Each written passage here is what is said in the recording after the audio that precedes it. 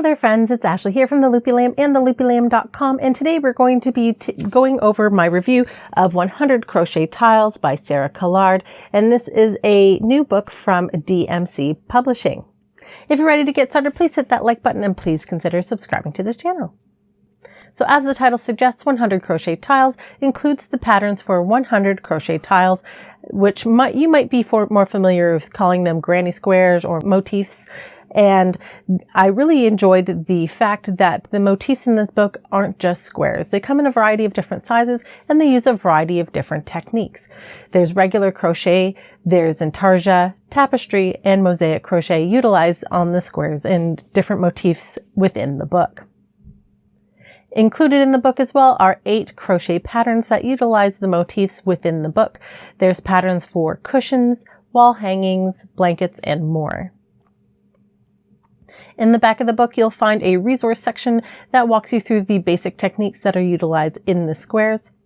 The technique section is brief. However, I think that some fleshing out of some of the techniques for people that aren't already familiar with them, like mosaic crochet, could have used a little bit more meat to those sections. However, if you're already familiar with utilizing those techniques, you won't need to reference those and you'll be able to just hit the ground running. The patterns themselves are clear and easy to understand.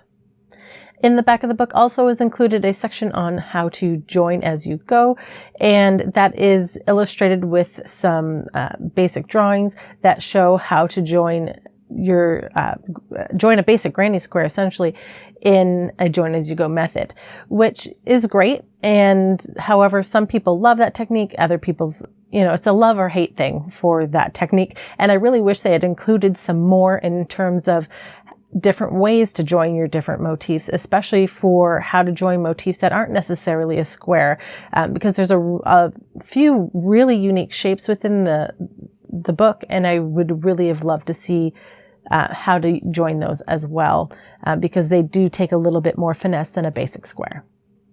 Overall, the patterns in the book are really great. They're written in the US terminology, so if you're more familiar with the UK terminology, that's okay. They do include a conversion chart in the book for you.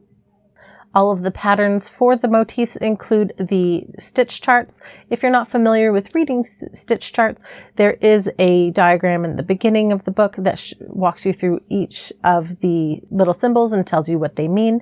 If you are adept at reading the charts, that's great because they can help you clarify any instances in the patterns that need some clarity. You can reference those charts.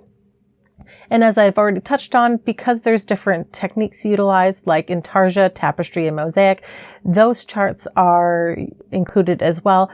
Instead of a stitch chart for those patterns, you're going to get your color work charts, and there are brief instructions on how to read those as well. Overall, 100 Crochet Tiles is a great reference, especially if you're wanting to be a part of this trend that we're seeing for crochet granny square projects and motif projects. And I think that it's a really great way to kind of spark your imagination and get the ball rolling in terms of thinking what kind of other projects or what kind of motifs can you include in your projects. I'd recommend this book for experienced crocheters or intermediate level crocheters that are familiar with the different techniques that are utilized in this book, or those that are willing to put some time in online to find some supporting reference material that can assist you with some of the techniques that are included. So that's it for me today. I hope that you found this review helpful. If you did, please hit that like button and please consider subscribing to this channel.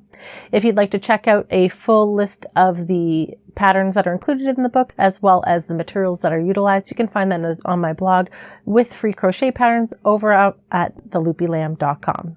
Thank you so much for watching, friends. Happy hooking, and I'll see you next time.